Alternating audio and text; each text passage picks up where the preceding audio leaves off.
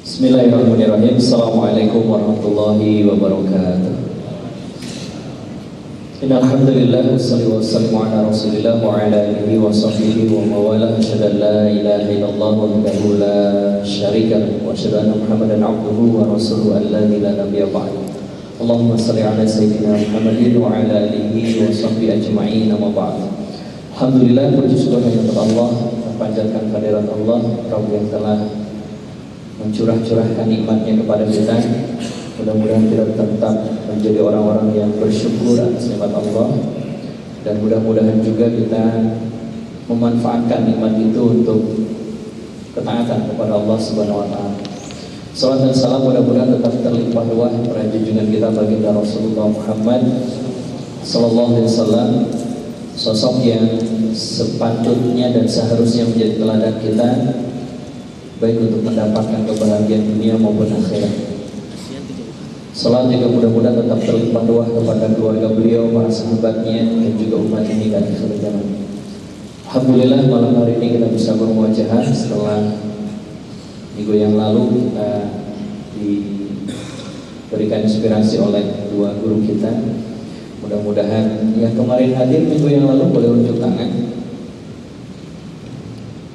Yang kemarin tidak hadir?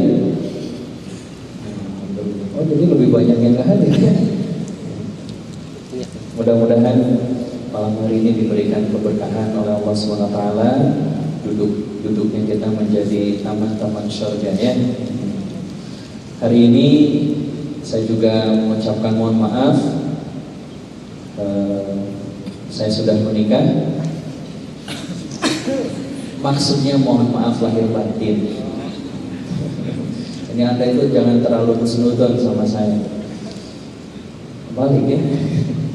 Mohon maaf atas segala khilaf selama saya ngisi di sini. Yang sering banyak ngomong itu kan biasanya sering banyak salah gitu ya. Jadi saya mohon maaf atas segala salah kata, salah sikap.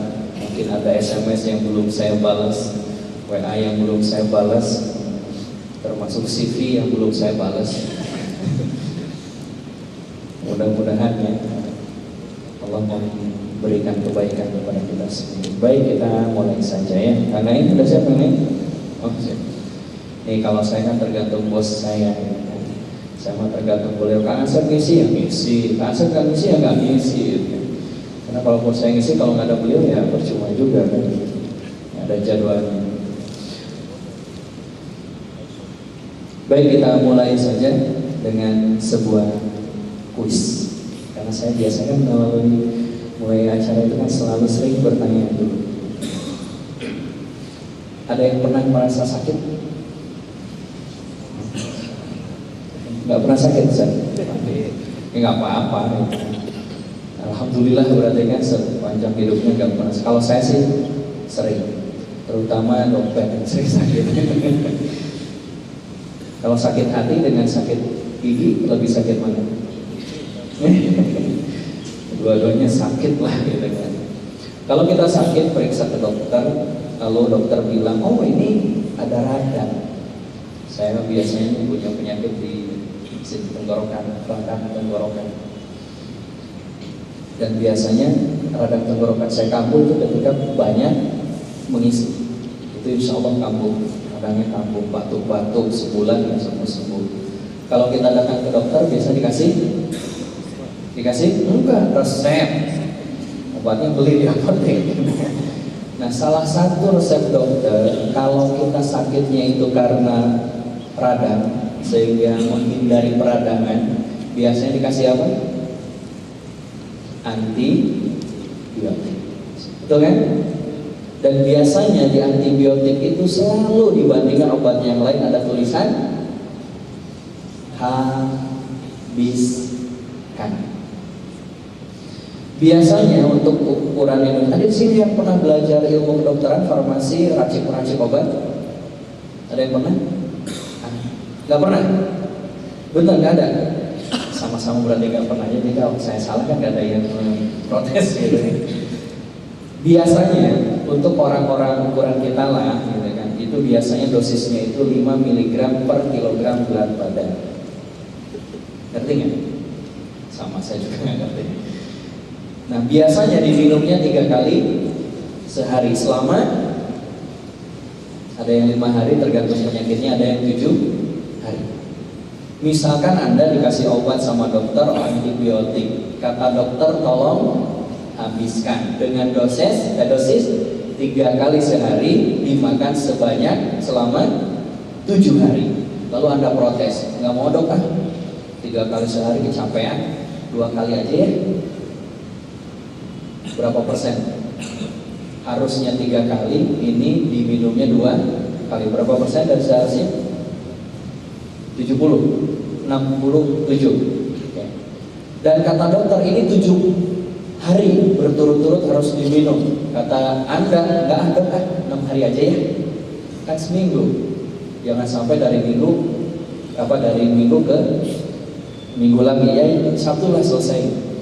Berapa hari itu? 6 hari, yang seharusnya 7 hari. Berapa persen? Berapa persen? Segitu. Saya sudah bisa membaca ada yang apa yang ada di dalam otak Anda, benak Anda. Sama seperti yang saya pikirkan. Bingung kan? Berapa persen? Ya cukup besar lah dibandingkan yang tadi.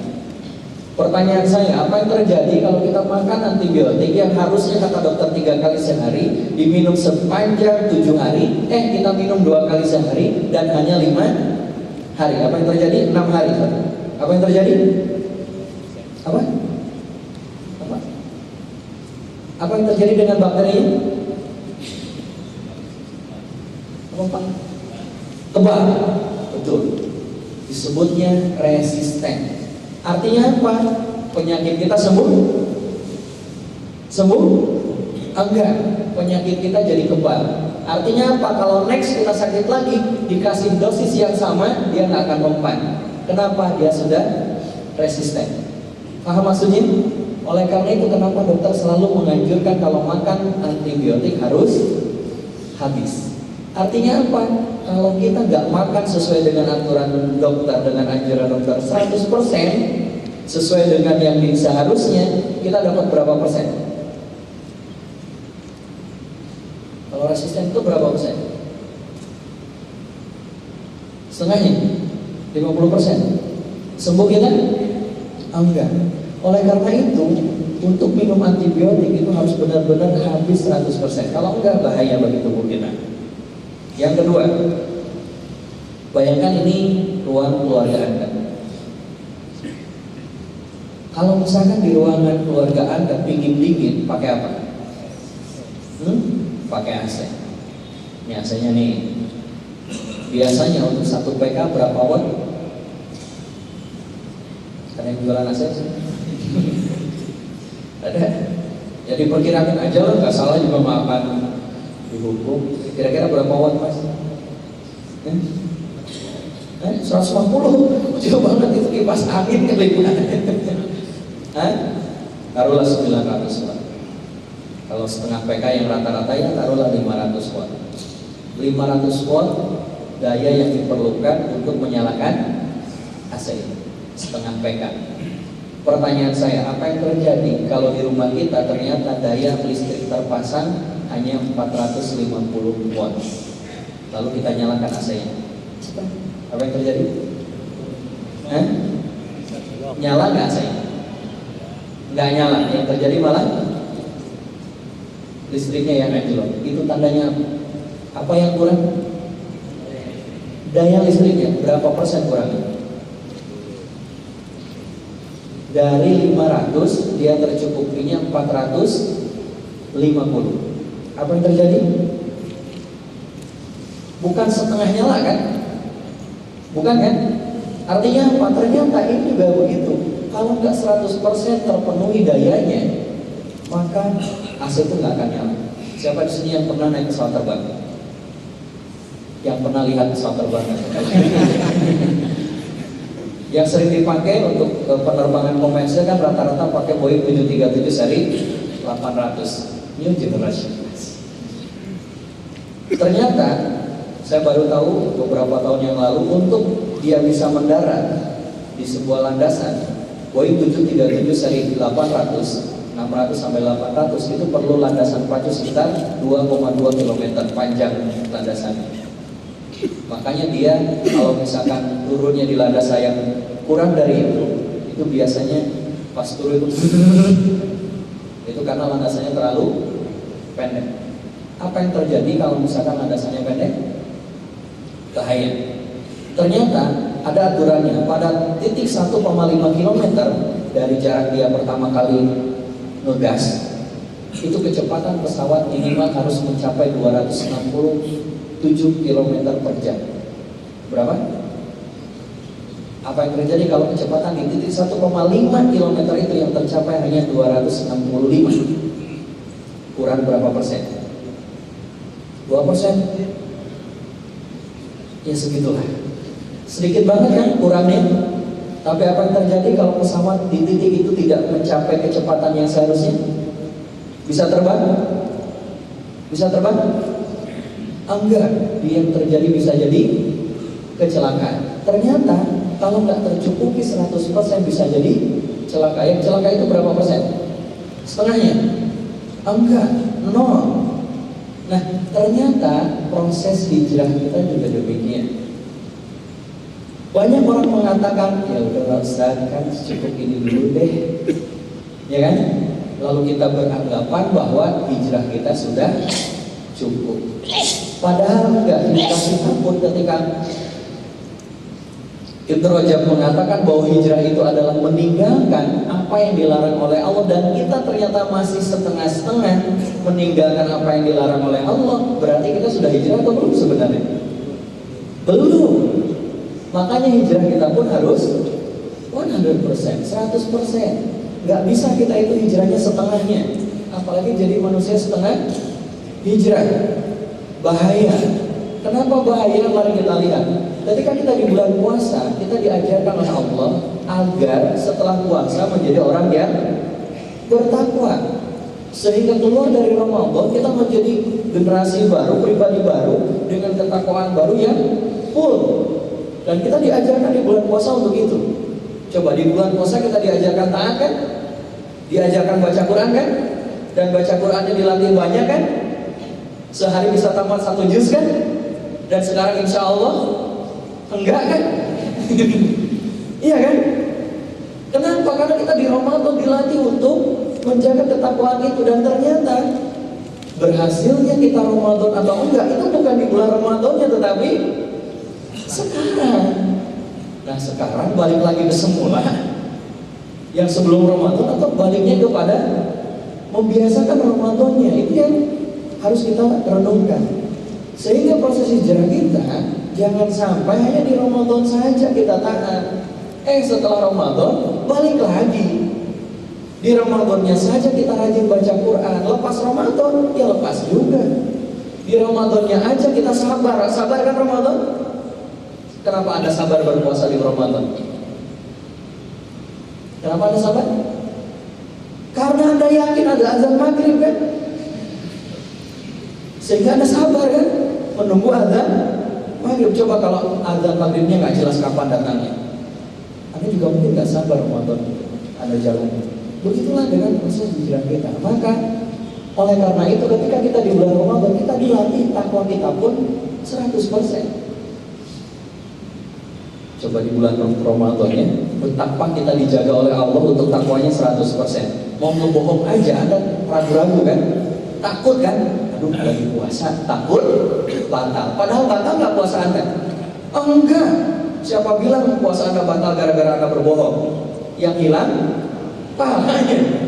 Tapi Anda begitu takut kan? Begitu dilatih oleh Allah bahwa ketika bulan puasa, takut banget tuh, khawatir banget tuh.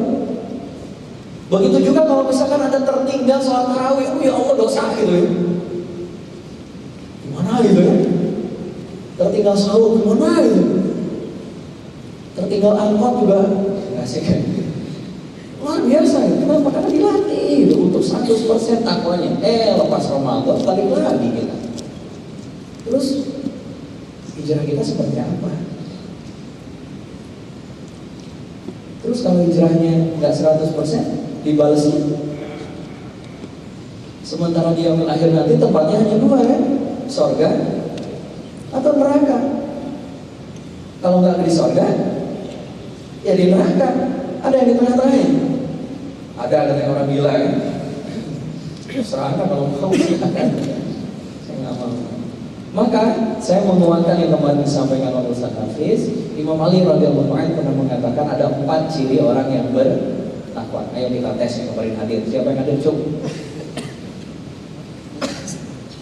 Ya, kita tes. Yang bisa nggak dapat hadiah. Imam Ali kemarin disampaikan oleh Ustaz Hafiz. Karena saya tanya dulu. Karena ini disampaikan ya Ustaz Hafiz disampaikan saat awal begitu saya tanya. Mana yang kemarin hadir? Minggu yang lalu? Pokoknya jadi angkat tangan.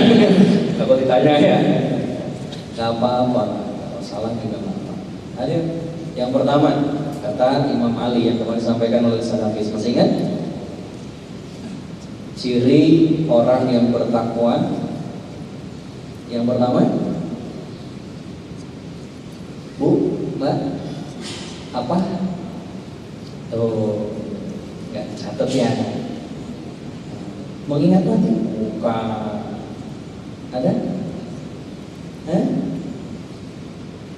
Ya udahlah saya tampilin. Apa? Nanti sampai Isa kan tampil gitu. Yang pertama, khauf mir rabbil jalil. Takut kepada Allah yang Maha Agung. Jadi proses hijrah kita sempurna atau enggak, lihatlah proses ketakwaan kita. Apakah sempurna ataukah enggak? Proses takwa kita sempurna atau enggak, lihatlah satu dulu, kata Imam Ali, khaufnya, takutnya seperti apa, kepada siapa. Ketakutan itu ada yang palsu. Takut terhadap apa yang palsu itu? Takut sama hantu, itu palsu. Ada hantu? Kalau Anda disuruh menemani sesosok mayat malam hari, nanti malam ini malam Jumat sendirian, takut? Bohong. Takut? Kenapa kita takut? Yakin nggak kalau mayat itu nggak akan bangun? Nggak yakin, makanya takut. Kalau yakin nggak takut. Kita percaya, tapi nggak yakin. Tetap aja ketika kita duduk di depan mayat, kita langsung deg-degan kan? Ketika yang lain pada pulang, gimana kalau nanti bangun gitu? Lalu bilang, wah, ya Allah, itu takut yang palsu. Ada juga takut yang semu. Takut apa? Takut menikah. Itu semu tuh. Takut nggak dapat rezeki kalau menikah. Takut nggak bisa ngasih makan istri. Ngasih makan sendiri aja susah kan, apalagi makan istri. Ya jangan kasih makan, kasih nasi. Itu takut yang semu. Yang seharusnya bisa terjadi, bisa enggak, ya kan?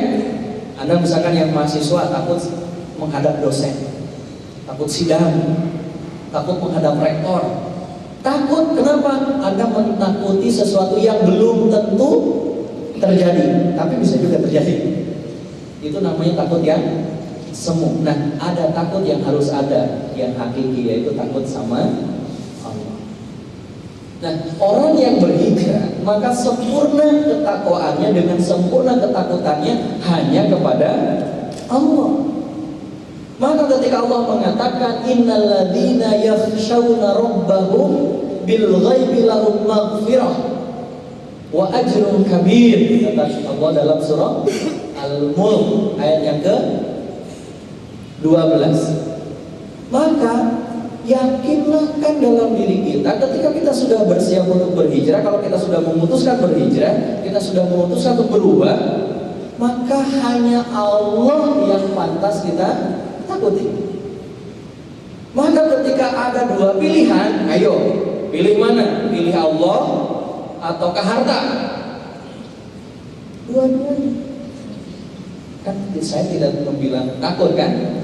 Tapi kalau misalkan kita lebih takut sama atasan atau sama Allah? Kalau di masjid sih bilangnya sama Allah saya. Tapi kalau di kantor, kan Anda lebih takut sama Atasan kita takut dipecat, takut di PHK kan, takut dikurangi gajinya.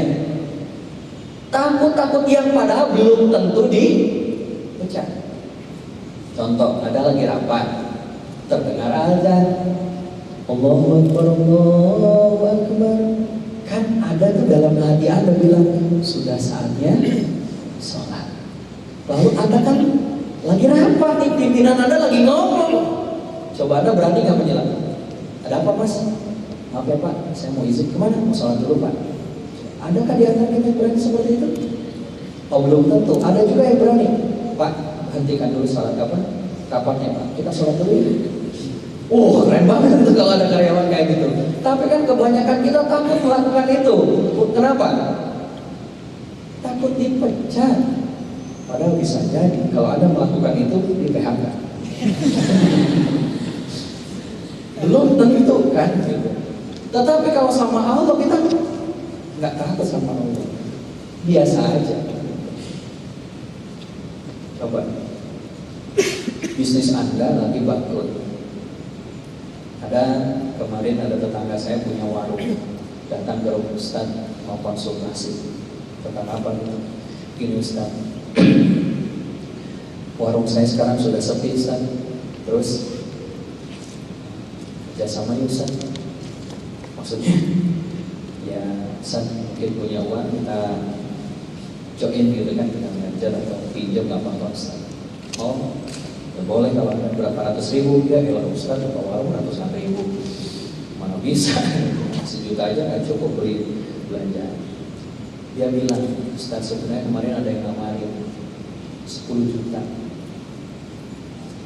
Walaupun foto duitnya itu laki-laki semua, tapi ngembalinya harus beranak Pak. Maksudnya apa itu? Maksudnya ada lebihnya. Itu disebutnya apa? Orang yang takutnya sama Allah dengan yang takutnya bisnis tambah bangkrut, beda kan? Beda kan? Beda. Orang yang takut bisnisnya bangkrut, dia bilang, gak apa-apa ya, Allah kan maha mengampuni. Kenapa? Karena kita memposisikan diri kita lebih takut sama bisnis kita bangkrut dibandingkan sama Allah. Berarti kalau begitu ketakwaan kita gak sempurna sama Allah. Maka ayat ketika Allah mengatakan alam yakni lilladzina amanu an takhsha'a qulubuhum li dzikrillah. Ayat ini membuat salah seorang pencuri bertaubat lalu menjadi ulama besar. Siapa namanya?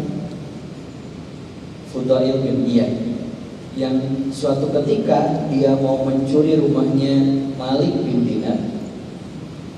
Malik bin Dinar sedang sholat tahajud, tabiin beliau ini. Nah, pencuri ini masuk ke rumah itu lalu mencari apa yang dia bisa curi, nggak dapat. Lalu Malik bin Dinar bilang, Anda mau mencuri ya? Nggak dapat kan? Coba kalau Anda digituin, kalau Anda jadi pencuri, apa yang Anda lakukan? Langsung didor gitu. Tapi inilah ulama yang luar biasa. Justru mau nggak aku berikan nasihat? Pencurinya malah bilang mau gitu. Luar biasa itu. Lalu Malik bin Dinar menyampaikan ayat ini. Tidaklah tiba saatnya orang-orang yang beriman itu untuk takut kepada Allah, takhsya'a dalam hatinya takut kepada Allah, untuk lidzikrillah, berzikir kepada Allah, ingat kepada Allah. Jadi jangan sampai gitu kita mengaku sudah bertakwa, mengaku sudah berhijrah, tapi takutnya kita tidak jauh lebih, takutnya kita kepada Allah kalah oleh takutnya kita kepada yang lain. Ibu-ibu lebih takut sama suami atau sama Allah?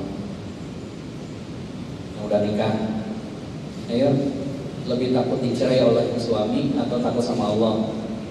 Lebih takut suami nikah lagi atau sama Allah? Banyak di antara kita yang justru lebih takut sama makhluk dibandingkan takut sama Allah. Maka betapa banyak juga orang yang berani bermaksiat kepada Allah karena dia tidak takut sama Allah. Yang kedua, Baru satu kan?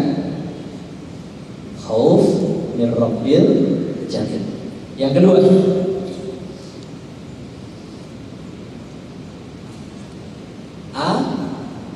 ya kita pilih deh, ridho bil qalil, ridho terhadap yang sedikit. Kadang kita itu kan lebih takut ketika kita kehilangan harta dibandingkan kehilangan surga.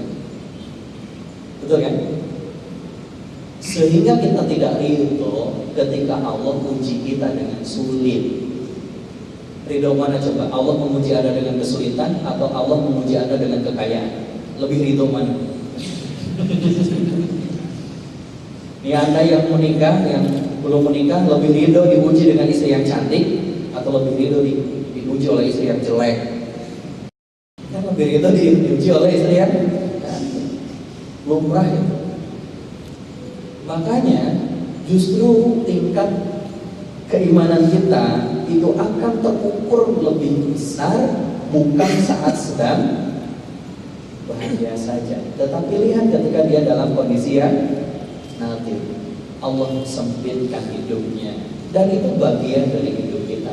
Ketika Allah mengatakan walana bluanakum, wawunya bukan wawu ataf tapi wawunya wawu sumpah, lamnya juga lam sumpah, sehingga Allah katakan dan sungguh benar-benar aku uji kalian walanabluwanakum bisyai'in minal khauf, dengan sedikit rasa takut. Yang belum menikah takut nggak dapat jodoh, takut gimana kalau sebentar lagi kiamat belum menikah. Ketakutannya masuk terus. CV udah dikirim kok belum dibalas, takut. Sudah melamar takut, macam-macam. Sudah menikah aja takut, macam-macam diberikan rasa takut. Tidak hanya itu, ketakutan terhadap, selain ketakutan apa? Wal ju' wa naqsi minal amwal wal anfus wat thamarat. Tidak hanya itu, Allah juga berikan ujian dengan rasa lapar, kekurangan harta, buah-buahan. Pernah Anda merasakan kekurangan uang? Pernah atau sering? Kalau saya sih sering ya. Ya Allah, itu kan mau masukin anak SD, sekarang masuk anak SD kayak masuk kuliah. Kemarin anak saya masuk SD, pastinya berapa uang bangunan? 16 juta Pak. Oh, ya Allah, biaya kuliah saya dulu nggak segini gitu ya. Ya Allah, gitu kan. Coba kalau ada duit sih nggak masalah kan, 16 juta juga bayar. Kalau nggak ada duit, lumayan. Tetapi Allah pasti akan uji kita dengan itu. Maka ketika Allah memberi sedikit, kita harus ridho. Karena disitulah kemudian kesempurnaan keimanan kita kepada Allah. Kalau diberi banyak mah kita, alhamdulillah ya Allah, alhamdulillah, alhamdulillah. Tapi ketika dikasih sedikit, ya Allah kok gini amat sih, susah ya Allah, sakit. Yang kedua, jadi 100%kah ketakwaan kita, hijrahnya kita itu, apakah 100% enggak ridhonya kita sama Allah, pemberian Allah yang sedikit? Kalau yang banyak kan nggak usah dibahas gitu kan. Tapi ketika Allah sedikit kasih sama kita, ridho. Sama seperti beberapa pertemuan yang lalu, saya selalu tanyakan, kalau Anda melamar ternyata calon istri atau pasangan Anda itu ganteng, cantik, soleh, luar biasa, senang nggak? Senang kan? Kayak ternyata nikahnya sama yang jelek. Itu nggak usah bencana. Padahal yang namanya pernikahan kan bukan persoalan wajahnya ganteng atau enggak kan? Bukan. Andanya cinta atau enggak? Dan ternyata cinta itu salah satunya karena wajahnya. Maka ketika kita nggak ridho atas pemberian Allah yang sedikit, berarti takwa kita bermasalah itu. Bermasalah. Kebun, tinggal 5 menit lagi. Yang ketiga, apa yang ketiga? Masih ingat ya? Apa? Mas? Apa? Iya Bu? Hah? Cabai. Al-amal bil tanzil, beramal dengan apa yang Allah turunkan. Maka kalau takutnya harus 100% sama Allah, ridhonya juga harus 100% sama Allah, maka taatnya sama Allah juga harus 100%. Maka wajar Allah mengatakan, ya ayyuhalladzina amanu dkhulu fis-silmi kafah. Yang namanya sempurna itu berapa persen? 100%. Yang namanya kafah seluruhnya itu berapa persen?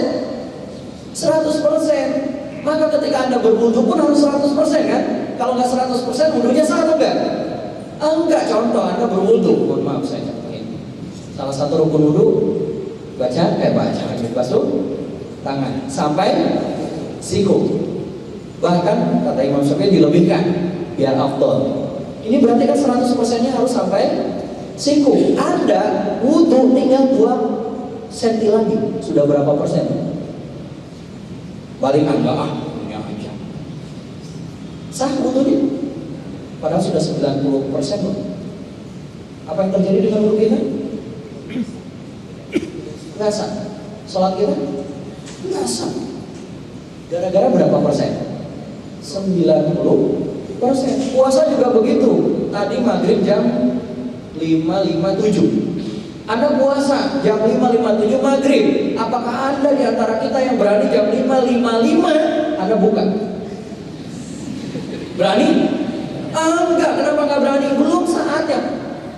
Padahal dari subuh jam 4.39 itu sudah berapa persen Anda puasa? 99,99%. Mendekati 100%. Tapi apa yang terjadi kalau bulan Ramadan waktu maghrib jam 5.57, jam 5.55 Anda buka? Apa yang terjadi? Batal. Tidak cukup batal, Anda berdosa dan harus mengkodok. Apakah yang dikodok yang 2 menit sisanya? Enggak, ulang lagi dari awal. Iya kan? Ketaatan kita sama Allah nggak bisa hanya 90%, nggak bisa hanya 99%, harus 100%. Maka Islam itu sempurna mengatur kita. Maka itu pula yang harus kita ambil sepenuhnya. Maka hijrah kita harus apa? Gak usah setengah-setengah. Kalau setengah-setengah surganya juga nggak dapat. Nah, setengah-setengah enak aja, nggak dapat. Coba, Islam itu mengatur hubungan kita dengan bikhaliq, dengan Rabb kita, dengan Allah Subhanahu wa taala dalam masalah akidah dan ibadah. Maka ibadah kita harus sempurna, akidah kita harus sempurna. Setuju?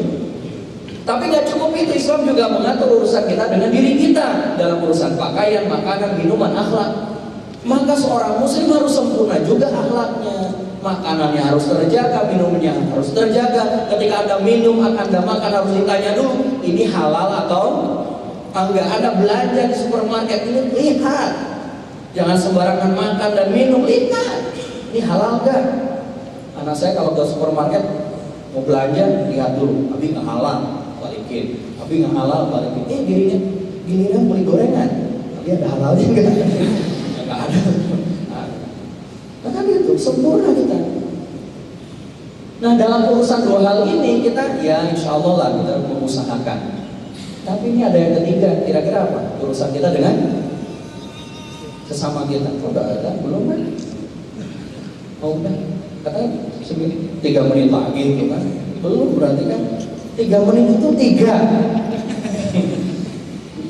Nah, yang lebih banyak itu dalam urusan muamalah. Contoh nih, urusan politik Islamnya, ekonomi Islamnya, pergaulan Islamnya, pendidikan Islamnya, macam-macam. Dalam masalah hukumannya ada hudud, ada jinayat, ada takjir, ada mukhalafat. Istilahnya juga aneh. Ya kan? Betapa banyak kita kayaknya udah pede gitu kan? Kita sudah beramal dengan amalan Islam, ya ternyata masih banyak yang lain. Pendidikannya nggak Islami, di rumah tangganya nggak Islami, ngatur bisnisnya nggak Islami, kerjanya nggak Islam, macam-macam. Sehingga kalau begitu sempurnakah hijrah kita? Maka bagaimana mungkin Allah menghadiahkan surga bagi orang yang bertakwa? Tadi itu yang dibaca oleh imam salat kita, surah apa tuh? An-Naba di rakaat yang kedua imam mengatakan membaca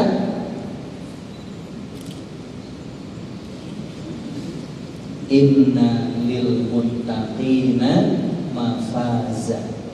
Sesungguhnya orang-orang yang bertakwa itu yang mendapatkan mafaza, keberuntungan, yaitu surga. Tapi bukan yang setengah-setengah, karena di akhirat nggak ada setengah surga, setengah neraka. Enggak.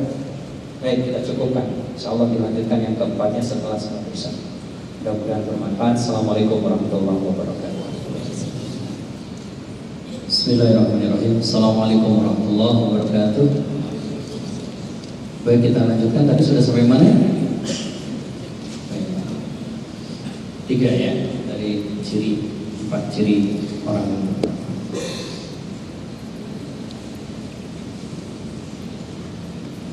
Baik, jemaah majelis yang berani dirahmati Allah.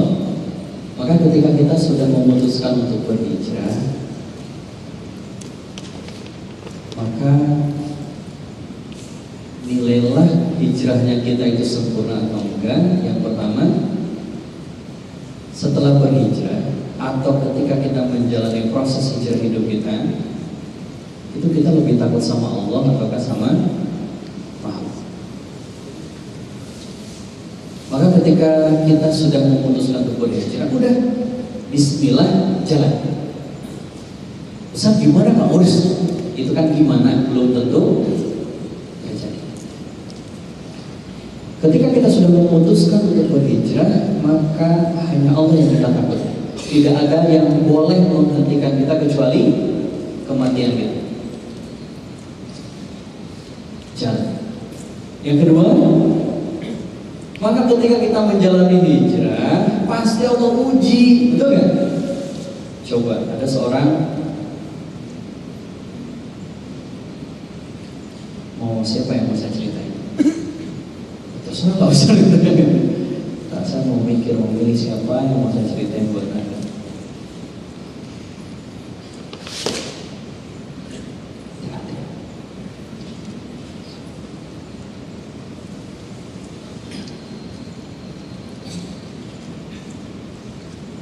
Misal, beberapa tahun yang lalu ada seorang karyawan di sebuah perusahaan multinasional. Ketika saya kuliah, beliau sudah menjadi senior manager. Gajinya besar atau kecil? Wis, gede banget.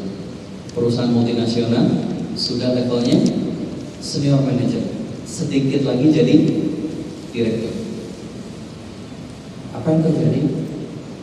Ketemu sama ustaz. Hati-hati Anda dekat dengan ustaz. Ketemu dengan ustaz dan akhirnya menyatakan bahwa apa yang dia kerjakan itu nggak boleh dalam Islam. Sudah mah jabatan yang tinggi, sudah mah gajinya besar, perusahaan multinasional lagi. Terus ada ustaz bilang bahwa pekerjaan beliau itu haram. Kalau Anda jadi dia, kira-kira Anda pilih Allah atau pekerjaan kita? Kan pekerjaan kita kan? Tapi orang ini subhanallah, guru saya, senior saya, dia pilih Allah. Dia keluar dari tempat kerja dia. Allah uji yang pertama dengan ridho enggak, yang dulunya puluhan juta per bulan langsung enggak punya penghasilan. Diuji kan? Yang namanya hijrah itu pasti begitu. Dan itu dinikmati saja, ridho saja. Hitung-hitung menghapus dosa masa lalu kita. Tetapi dia lanjutkan dengan amalnya, maka dia rubah pola pikirnya, dia rubah pola sikapnya, dia berjuang di jalan Allah, dia taat sama Allah. Allah hadiahkan di saat yang tepat. Kemarin beberapa bulan yang lalu sebelum bulan Ramadan, saya berjumpa dengan sebuah lembaga filantropi. Pelopor, salah satu pelopor ya di Indonesia, yang bilang bahwa saat ini perusahaannya sedang di-coach sama beliau. Saya tanya, berapa nilai kontraknya? Ternyata nilai kontraknya puluhan kali lipat dari gaji dia yang dulu dia khawatir. Begitulah Allah mengajarkan kita. Sabar, sebentar. Kita menahan membuka aurat itu di dunia sebentar, sebentar saja. Kita menahan nggak makan riba itu sebentar. Kita menahan nggak mabuk itu sebentar. Kita menahan nggak bermaksiat itu sebentar. Sabar. Kita menahan jomblo itu lama. Saya Ustaz jangan payah-payah Ustaz. Hati-hati Ustaz. Nah, yang terakhir isti'dad liyaumil akhir. Apa yang kita lakukan itu sebagai proses untuk penyiapan diri kita menghadapi hari di mana Allah menggiring kita. Tadi Imam baca surah apa di rakaat pertama? Baca surah apa? Enggak tahu. Baca surah apa Kang Naim? Surah Al-Quran, betul sekali. Karena Kang Naim ini pintar. Ini ayatnya. Kok cocok terus ya? Imam dengan saya punya sehati.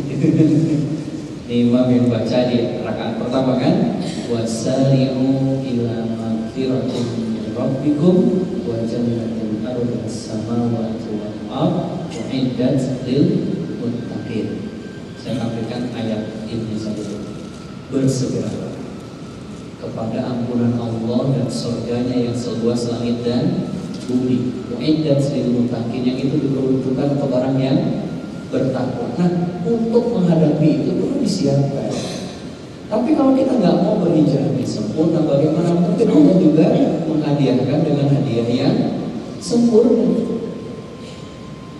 Ayat keduanya kan tentang menafkahkan rezeki di saat sempit, lapang maupun sempit. Kemudian ayat yang ketiganya yang dibaca oleh Imam tadi di rakaat yang pertama, yaitu orang-orang yang ketika dia melakukan fahisyah, perbuatan keji, menzolimi li nafsih, dirinya sendiri, lalu dia berzikir kepada Allah, mengingat Allah, lalu beristighfar, meminta ampunan kepada Allah. Kemudian Allah lanjutkan di ayat itu, wala wa may yaghfiru dzunuba illallah. Siapa yang bisa mengampuni kesalahan-kesalahan kita kecuali Allah. Lalu orang yang berhijrah itu dihapuskan dosa di masa lalu, nggak pernah diampuni, nggak pernah direka lagi. Maka ketika kita pasti punya pengalaman kelam di masa lalu, sebagaimana dulu pernah saya ceritakan, kita juga pasti punya, saya juga punya. Udah itu masa lalu, ketika kita berhijrah ini proses untuk mempersiapkan hari penggiringan kita, sehingga ketika kita sudah berniat berhijrah, kita sudah memutuskan Allah berhijrah, Allah hapuskan dosa-dosa di masa lalu kita, lalu kita menjadi pribadi yang Allah hadirkan di surga. Maka hijrahnya nggak boleh setengah-setengah. Ustaz, ternyata susah, biarin nggak apa-apa. Susahnya itu menggugurkan dosa. Ustaz, berat Ustaz, ya. Kalau nggak berat nggak dapat surga. Ustaz, nggak kuat Ustaz. Itu buktinya masih bisa ngomong, berarti masih bukan. Lanjutin aja. Hijrah kita jangan sampai berhenti dengan jalan setengah-setengah. Ketaatan kita kepada Allah nggak boleh setengah-setengah. Yakinlah bahwa Allah sedang menunggu kita dengan balasan berupa jannah, surga yang luasnya seluas langit dan bumi. Anda aja belum pernah keliling bumi kan? Jangankan keliling bumi, keliling Jakarta aja belum pernah kan? Dari mulai Jakarta Utara, Selatan, timur barat tengah belum pernah dikelilingi kan? Agar ngapain coba ya mengelilingi kota Jakarta? Capek-capek. Nah, Allah sediakan surga seluas langit dan bumi. Maka hijrah kita pasti Allah uji dengan kesulitan. Allah uji dengan berat. Allah uji dengan kesempitan, itu pasti. Ada seorang muslimah, dia berhijrah meninggalkan dunia riba, dia tinggalkan pekerjaan dia sarjana, dia bekerja di perusahaan perbankan yang cukup besar di Indonesia, sangat besar malah di Indonesia. Dia tinggalkan itu, dia berhijrah kerja sebagai accounting, bagian keuangan, yang gajinya hanya 2 juta sebulan saat itu. Padahal gaji dia sebelumnya bisa berkali lipat dari gaji dia saat itu. Ya Allah, berat. Allah hadiahkan. Sebulan bukan, setahun bukan, tahun kedua belum dapat. Menjelang tahun ketiga baru Allah hadiahkan penghasilannya berkali lipat lebih besar dari penghasilan dia. Kok bisa? Padahal kerjanya dia di rumah. Kok bisa? Karena dia nikah dengan laki-laki yang penghasilannya lebih besar. Bagi Allah itu sangat mudah. Anda nggak perlu kerja para wanita, tetapi Anda dapat duitnya. Cukup ya. Mudah-mudahan manfaat. Saya lanjutkan dengan tanya jawab kepada Kang Naik. Kang Naik. Assalamualaikum warahmatullahi wabarakatuh.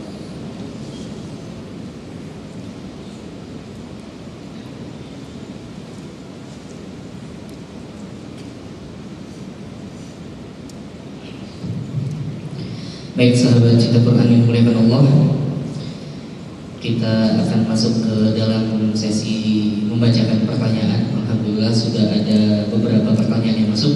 Namun sebelum dibacakan dan sebelum kita pilih, karena pertanyaannya banyak, alhamdulillah ini cukup banyak. Ada tentang jodoh kan?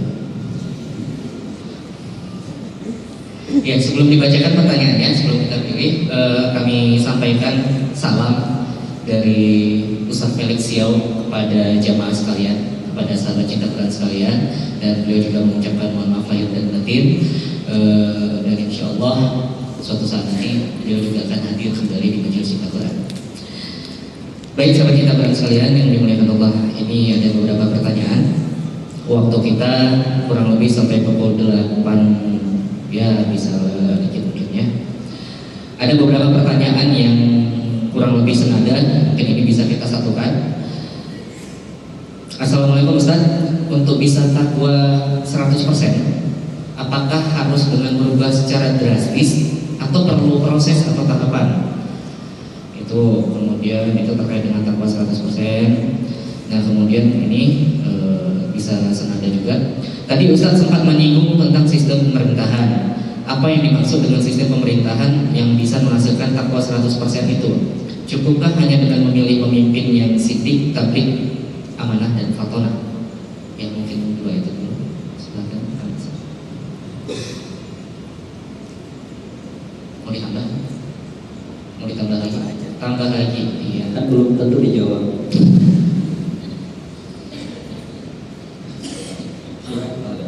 Ini dulu aja.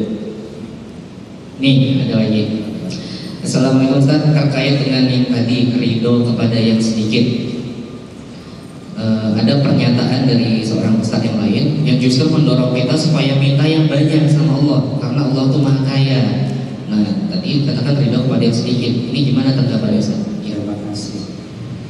Yang ketiga dulu, ridho terhadap yang sedikit itu bukan berarti dilarang minta yang banyak. Justru kita akan melakukan minta yang banyak kalau kita dikasih sedikit. Kalau Anda dikasih banyak, mintanya lebih banyak. Maksudnya apa? Ridho itu, yang namanya ridho itu bukan berarti lantas diam tidak bergerak, enggak. Tetapi hati dia ridho apapun yang Allah kasih terima. Lalu dia berusaha untuk memperbaiki hidupnya. Ridho itu bukan pasrah, enggak berusaha, bukan.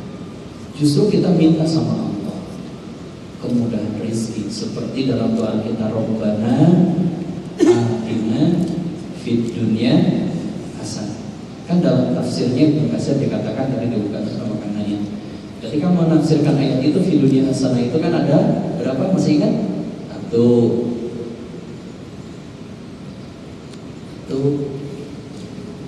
Yang masih ingat? Afiat, sehat. 2, ilmu yang bermanfaat. 3, rezeki yang luas. 4, rezeki yang lapang. 4, pekerjaan yang baik. 5, pasangan yang hasanah. 6, kendaraan yang nyaman. Gak apa-apa, bagus, yang penting nyaman. Rumah yang luas. Dan yang terakhir, yang ke-8, nama baik. Itu bagian dari yang kita minta tuh setiap hari. Kan bukan berarti kita lantas diam gitu ketika Allah kasih yang sedikit. Ridho itu aktivitas hati, bukan tubuh. Itu ya. Yang ketiga, yang berkaitan dengan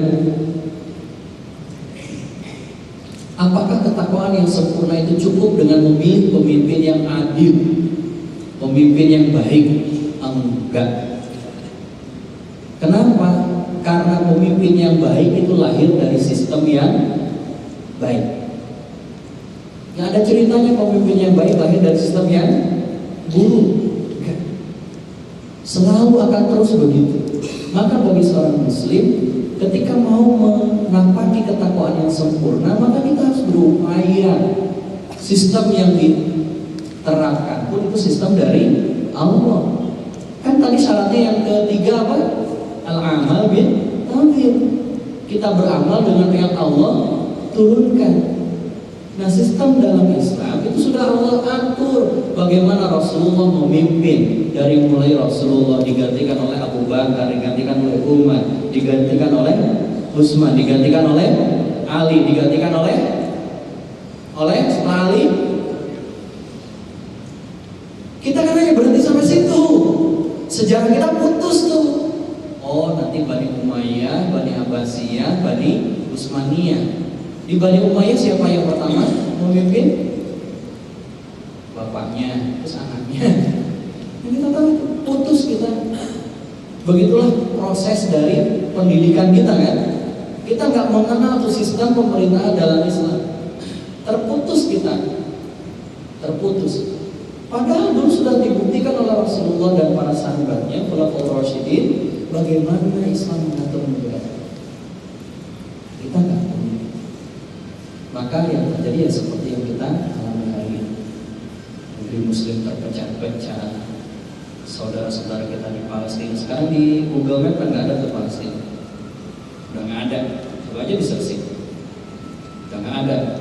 Kedetek lagi tuh Palestina itu. Udah nggak ada. Dan dihapus dari peta. Masih ada? Nggak ada. Kemarin beberapa waktu yang saya cek nggak ada. Tapi kalau sekarang diupdate lagi sama Kang Naim mungkin. Saudara kita di Suriah bisa kita bantu. Padahal tetangganya tuh Muslim. Kita juga Muslim. Jadi tidak cukup hanya pemimpinnya saja.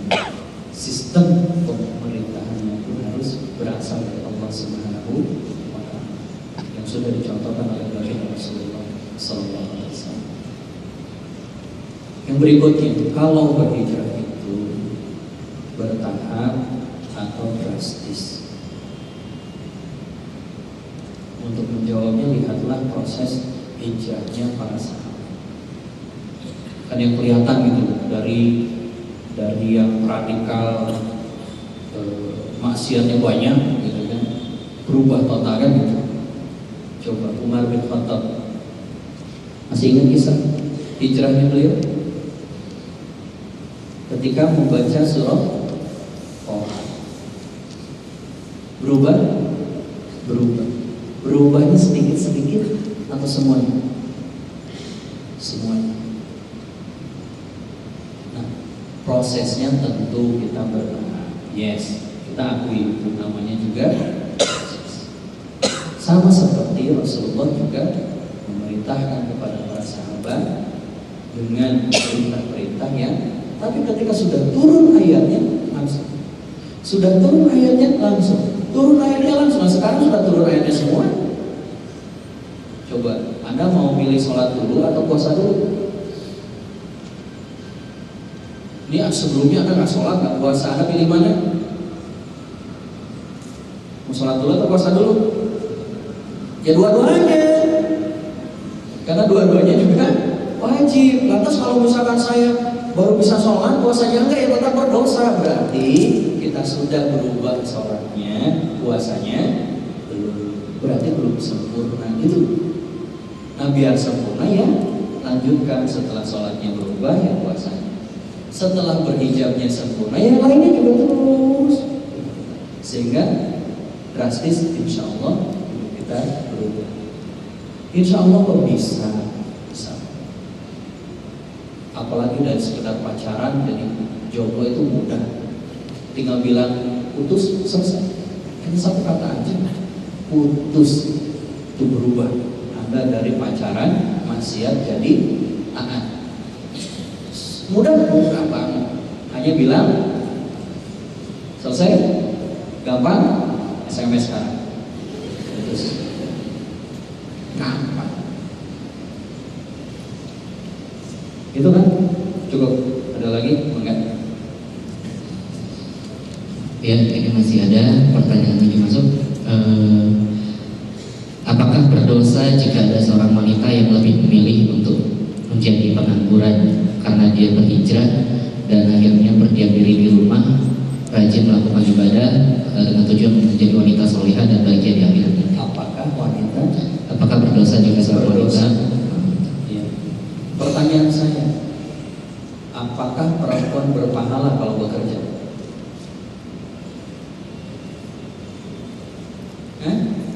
Berpahala atau enggak? Tergantung. Wanita bekerja juga bisa berdosa kalau jadi pelacur. Kan kerja juga, judulnya juga pekerja seks komersial, itu kerja, itu dosa. Kalau kerjanya halal, dosa. Jadi wanita itu dosa, haram bekerja, catat. Kalau nggak dapat izin suami, gitu. Balikin lagi lu. Lantas kalau begitu, kalau wanita nggak bekerja, dosa nggak? Ya enggak. Kenapa? Karena wanita tidak ada satu ayat pun yang mewajibkan dia bekerja, sehingga kalau dia meninggalkan kerja dia berdosa. Enggak. Yang wajib kerja itu nih cowok. Yang wajib cari duit itu Anda nih, kita laki-laki. Perempuan mah terima seorang apa? Enggak dosa. Karena enggak wajib. Kan yang dosa itu kalau yang wajib ditinggalkan. Sholat 5 waktu wajib. Kalau enggak sholat, dosa. Nonton TV wajib? Ya enggak. Kalau enggak nonton, ya enggak dosa gitu. Kerja juga begitu. Jadi jangan sampai ada dalam benak kita itu bahwa ya memang sekarang saya usah, yang namanya duit kan bukan satu-satunya, tapi nomor satu. Kalau satu-satunya kan hanya dia satu-satunya. Kalau sekarang kan memang luar biasa. Sekarang itu kan kebolak-balik, wanita itu justru malah jadi pekerja di mana-mana. Bukan nggak boleh, tapi wanita itu nggak wajib kerja. Itu zaman ya. Sehingga kalau wanita nggak bekerja nggak dosa. Yang berdosa itu kalau wanita bekerja nggak dapat izin dari suami, itu dosa. Cukup kan? Ya, ini yang terakhir karena sudah pukul 8. Ada pertanyaan terakhir. Bagaimana awalan kita harus berhijrah? Apa saja yang harus dilakukan? Dan setelah tahu harus seperti apa lagi ke depannya? Yang pertama, Anda harus tahu dulu posisi Anda sekarang sudah baik atau enggak. Itu harus tahu dulu, positioning. Setelah itu tetapkan nextnya, tetapkan apa istilahnya? Bukan. Yes, targetnya. Kadang-kadang cerdas ya. Tetapkan targetnya. Kalau misalkan sekarang kita ukur, oh ya yang sekarang saya belum baik itu apa? Oh saya belum bisa nutup orang, saya masih makan riba, saya masih sering bohong, saya masih sering nipu, saya sering macam-macam gitu kan. Di list dulu tuh. Setelah itu baru berarti targetnya. Kalau misalkan nggak jarang sering bohong, besok nggak boleh bohong. Kalau misalkan saya ini masih punya KPR nih, riba nih, gimana besok bisa bebas? Ya nggak bisa, harus bayar dulu. Bebas kan? Itu diproses, ditarget berapa jangka waktunya diproses gitu kan? Terus itu kan satu-satu di list apa yang menjadi perubahan diri Anda. Nah, sambil itu Anda niatkan bahwa Bismillah, saya 100% berhijrah. Jangan, ya Allah saya mau pingin ini dulu deh, nanti ya yang itu nanti aja ya. Sabar ya Allah ya, nanti enggak. Diniatkan dari sekarang 100%. Biar Allah sudah catat. Kalaupun Allah mematikan kita sedang proses, Allah sudah mencatat utuh. Seringnya kita itu memang diniatkannya bertahap, nggak pernah diniatkan untuk total, sehingga berat ketika menjalaninya prosesnya. Kayak teman saya beberapa waktu yang lalu, dia pengusaha, dia bilang, alhamdulillah Kang Asep, saya sudah nggak ada riba lagi nih di bisnis saya. Alhamdulillah, tinggal cicilan Ustaz. Tinggal berapa? Ya hanya 5 miliar. 5 miliar hanya gitu kan. Ya itu kan.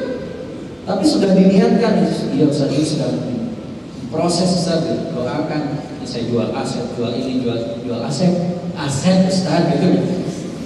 Asetnya dijual maksudnya, mobil dijual, pokoknya yang bisa dia jual untuk menyelesaikan. Kenapa? Karena dia memilih untuk berhijrah.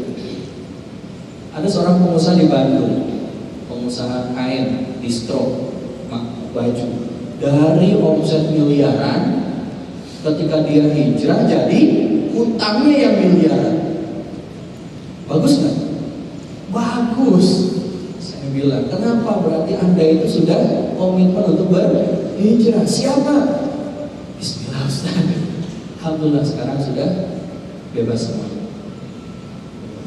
Dan di Bandung itu sedang bikin komunitas pengusaha yang mau terbebas juga. Dia bantu gimana caranya lepaskan. Dia jual rumahnya 2 jual, kontrak. Ustaz, saya lebih baik kontrak daripada rumahnya haram. Mobilnya dijual pakai motor, beli motor bekas 5 juta. Pengusaha pakai Astrea Grand. Biarin, daripada gaya-gayaan pakai mobil mewah, hasil gak jelas. Dia jual berapa tahun dia meniti itu tadi kan, ridho bil olid. Ridho walaupun sedikit Allah kasih ya, tapi tenang. Gitu ya. Target diniatkan dari awal, Allah akan memudahkan kita, insya Allah. Gitu ya. Jadi niatkan dari sekarang, hijrah kita 100%. Prosesnya dilakukan, target, lalu selalu meminta kemudahan dari Allah Subhanahu wa Ta'ala. Insya Allah, Allah tidak akan menyia-nyiakan orang yang berhijrah. Allah pasti akan mendekati kita. Allah pasti menolong kita. Allah suka dengan tangisan kita. Allah suka dengan cerita kita. Allah suka dengan doa-doa kita. Allah suka dengan nangis kita. Allah suka dengan ketika kita bersimpuh di hadapan Allah, lalu kita memohon Allah, kita mengadu kepada Allah. Ya Allah, kita gini-gini amat hidup, kata Allah. Iya, memang begitu. Ya Allah, susah. Mungkin Allah membalasnya dengan senyuman-senyuman, walaupun kita dengan tangis. Allah sedang memuji kita, Allah sedang mengharapkan, menunggu kita, Allah menanti kita. Mudah-mudahan kita sempurna amin ya rabbal alamin. Mudah-mudahan itu bermanfaat. Tadi saya cukup sekian. Saya sebelum tutup, saya ingin menyampaikan informasi. Insya Allah tanggal 17 Agustus hari Kamis Rabu, hari Rabu, iya hari kemerdekaan, hari Rabu, hari Rabu, insya Allah kita akan saya bersama Ustaz Felix, bersama Bunda Irena, bersama Ustaz Hafiz Abdul Rahman, bersama Ustaz Fatul Karim, kita akan ada acara membedah siapa Dracula, sosok Dracula. Jadi kita insya Allah akan nonton filmnya sih hanya 1,5 jam. Nanti kita akan bedah siapa sih Dracula, seperti apa kecilnya Dracula, bersama siapa kan Dracula. Saya bocorkan, ternyata Dracula yang kita lihat di film-film itu kisah nyata, sosok nyata yang ada di dunia. Dia terlalu mulia ya. Dia itu, Dracula itu bocorannya itu teman sepermainannya Muhammad Al-Fatih. Dan Al-Fatih hampir terbunuh ketika berperang melawan Dracula. Nanti kita bahas. Penasaran kan? Ikut acaranya ya. Suaranya nanti akan disampaikan oleh kami. Mudah-mudahan bermanfaat. Saya mohon maaf jika ada kekurangan kesalahan selama ini. Besok di hari ini saya menyampaikan materi. Mudah-mudahan Allah memudahkan langkah hijrah kita. Amin ya rabbal alamin. Billahi taufiq wal hidayah. Wassalamualaikum warahmatullahi wabarakatuh. Waalaikumsalam.